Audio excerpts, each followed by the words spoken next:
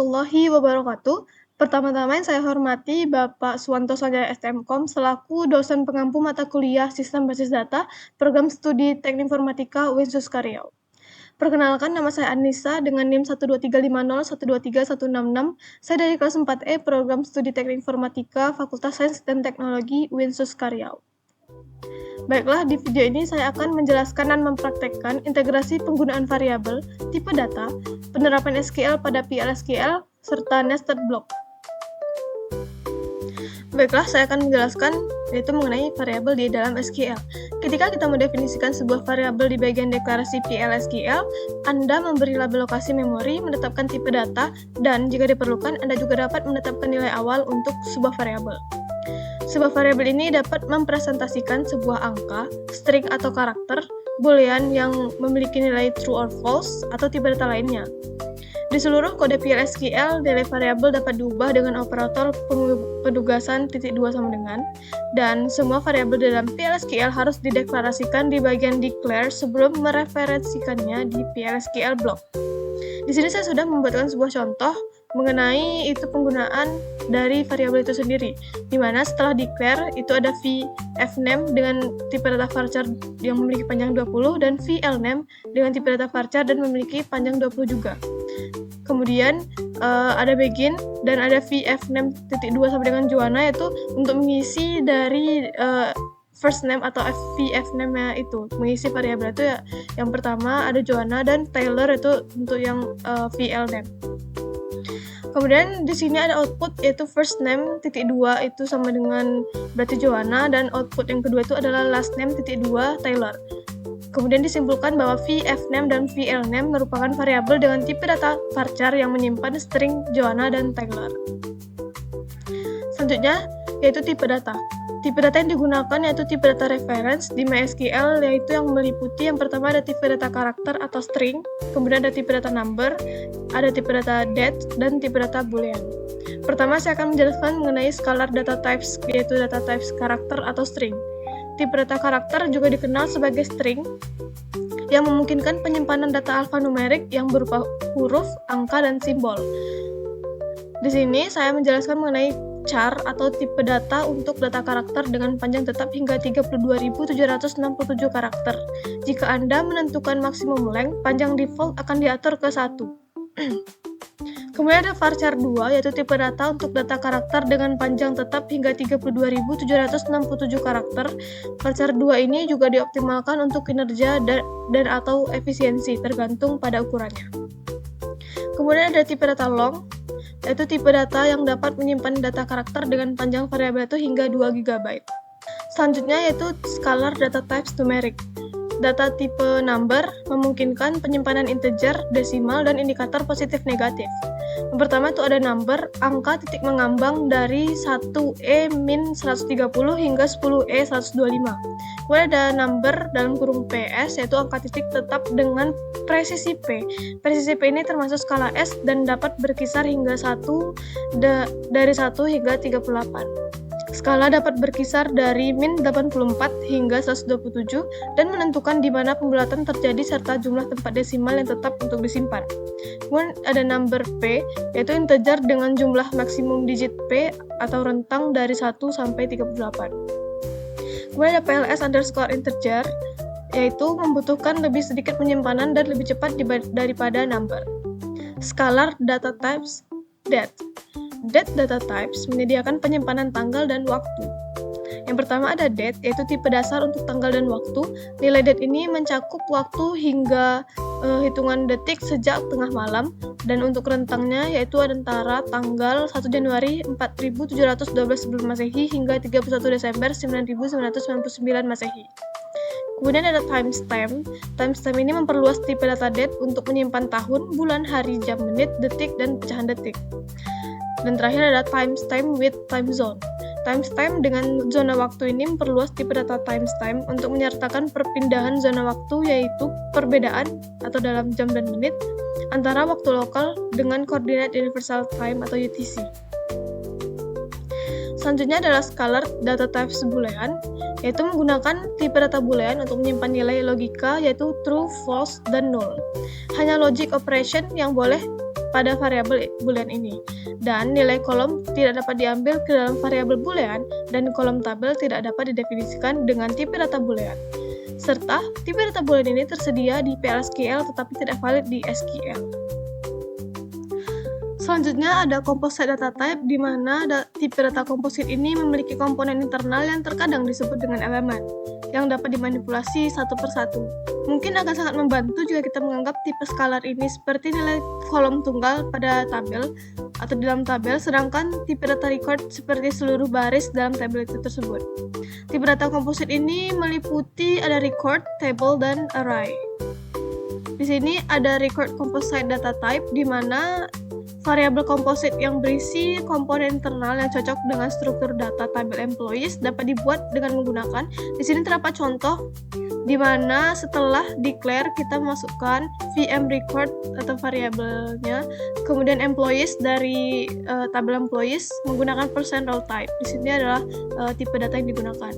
Kemudian elemen internalnya juga dapat direferensikan dengan mengawali nama kolom dengan nama record, seperti setelah declare ada VM_record, kemudian first name. Baiklah, selanjutnya itu penerapan SQL pada PL/SQL. Terdapat beberapa poin, yaitu dalam penerapan SQL itu poin pertama, yaitu menetapkan nilai baru ke variabel literal, karakter, dan tanggal harus diapit oleh tanda kutip tunggal. Nah, di sini saya sudah memasukkan contoh di mana variabel fname dengan kita kasih judul v-nya itu vfname titik 2 sama dengan kutip tunggal Joanna. Begitupun juga dengan lname dan hiring date, di mana hiring date itu untuk masukkan tanggal, bulan, dan tahun itu menggunakan kutip tunggal juga. Selanjutnya, perdataan dapat berlanjut ke beberapa baris. Ya, sama seperti yang di atas itu menggunakan kutip tunggal juga, cuman ada beberapa baris, yaitu hello world coding is fun. Selanjutnya yaitu angka dapat berupa nilai sederhana dari notasi ilmiah. Nah, di sini karena dia berupa angka dan notasi ilmiah, maka tidak menggunakan kutip tunggal, langsung seperti variabel vin titik 2 sama dengan itu langsung masuk 100. Begitupun dengan vsci titik 2 sama dengan 200.000. Nah, jika Anda sudah terbiasa dengan fungsi dalam penataan SQL, Anda juga dapat menggunakan fungsi-fungsi ini dalam penataan prosedural PL/SQL. Misalnya, nah, di sini saya sudah mempunyai sebuah codingan di mana terdapat declare v_last day dengan date, tipe data date, kemudian dalam blok begin yaitu ada v_last day titik 2 sama dengan last day dengan dalam kurung sysdate, dan outputnya adalah v_last day. Nah, langkah pertama untuk melakukan output pada terminal ini, pertama kita harus join ke dalam SQL Plus-nya. Kemudian memasukkan username, di sini username saya SDM dan password. Nah, setelah terkoneksi seperti ini, maka kita harus masukkan set server output on. Server output on. Nah, setelah seperti ini, kita akan melakukan running. Runningnya itu dengan cara add kutip tunggal, kemudian kita masukkan nama folder. Di sini nama foldernya itu adalah latihan 1 slash, terus contoh itu ada di contoh 3.sql. Pertama kita save dulu dengan Ctrl S, kemudian setelah di slash kita kutip tunggal. Nah, di sini akan keluar tanggal di mana 31 Maret 2025. Selanjutnya itu penerapan SQL pada PL/SQL itu terdapat di SQL function di dalam PL/SQL, di mana terdapat beberapa poin. Poin pertama yaitu fungsi yang tersedia di dalam penataan prosedural, yaitu terdapat ada single row character, single row number, date, data type conversion, dan miscellaneous function. Kemudian poin kedua tidak tersedia dalam penataan prosedural, yaitu di mana decode atau cache digunakan sebagai penggantinya. Kemudian ada fungsi group, average atau AVG, minimal atau min, max atau maksimum, dan lain-lain dapat digunakan hanya di dalam penataan SQL. Nah, kemudian ada poin terakhir yaitu fungsi SQL dapat membantu untuk memanipulasi data. Mereka termasuk dalam kategori karakter, number, date, conversion, dan miscellaneous. Nah, di sini saya masukkan terdapat contoh fungsi dari karakter tersebut, di mana fungsi karakter ini untuk mendapatkan panjang string. Nah, di sini ada variabel dash size di mana dengan tipe data integer dan panjang string itu adalah 5. Begitupun dengan yang prod dash di mana itu tipe data varchar dengan panjang stringnya itu adalah 40. Nah, kemudian ada dash size itu dengan menggunakan leg atau mendapatkan panjang stringnya itu dengan v prod dash. Kemudian ada mengubah nama ibu kota negara menjadi huruf besar. Nah, di mana di sini v capital name dengan upper itu untuk membuat nama ibu kota itu jadi huruf besar. Kemudian di-outputkan v capital name-nya. Nah, kemudian ada menggabungkan nama depan dan nama belakang, yaitu dengan vm name titik 2 sama dengan ada vf name garis lurus kemudian tanda kutip tunggal garis lurus lagi ada 2 kali, kemudian ada vl name ini untuk menggabungkan nama depan dan nama belakang. Ini fungsi yang digunakan. Selanjutnya adalah fungsi number, di mana itu mendapatkan tanda dari sebuah angka. Nah, di sini kita menggunakan sign untuk mendapatkan tanda dari sebuah angka tersebut. Kemudian ada membulatkan angka ke 0 tempat desimal. Nah, di sini terdapat medium age-nya itu ada number 6,2, kemudian ada median age-nya itu kalau kita demokan. Nah, di sini ada contoh dari membulatkan angka. Saya sudah mendemokannya dan itu mengeluarkan hasilnya 24. Selanjutnya itu contoh fungsi date, di mana date ini menambahkan bulan ke dalam tanggal. Nah, di sini terdapat declare view date dengan tipe data date dan month dengan tipe data number itu sama dengan 6. Kemudian dalam blok begin yaitu ada v new date, itu ada add months, sys date, v new months.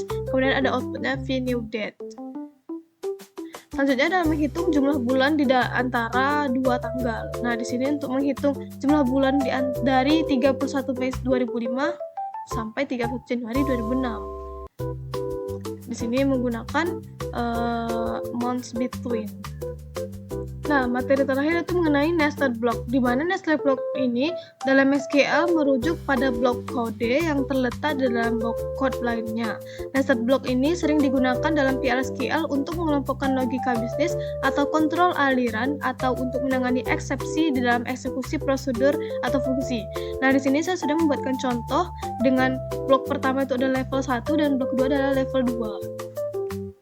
Nah, di sini pertama kita buatkan level 1 untuk membedakan antara blok 1 dan blok 2.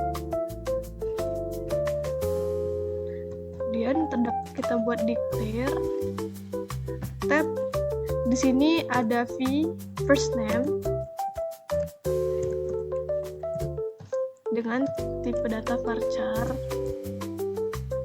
dan memiliki panjang 20. Kemudian ada begin. Nah, di dalam sini, dalam begin kita akan membuatkan blok satu lagi, yaitu dinamakan blok itu level 2. Kemudian declare lagi untuk menambahkan v last name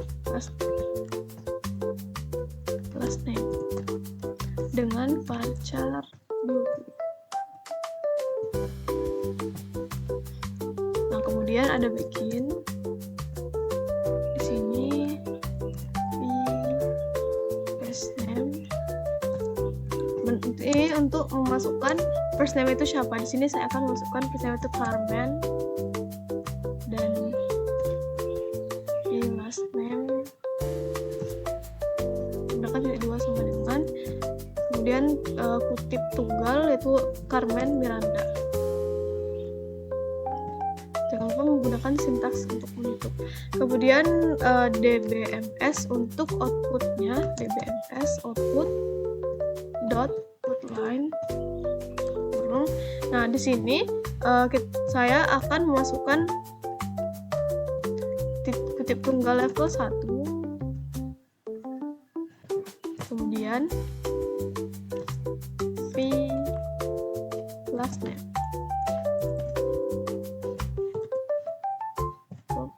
Kemudian ada n.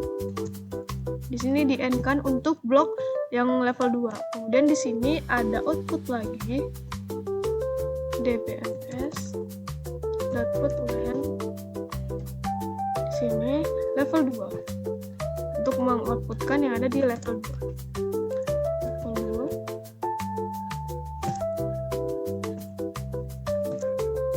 Di sini berarti v first name.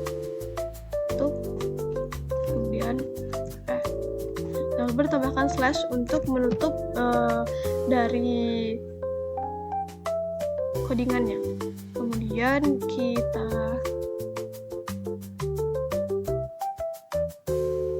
akan mendemokannya di dalam terminal itu dengan menggunakan @latihan1 karena di sini contohnya contoh saja. Jadi di sini contoh. Enter.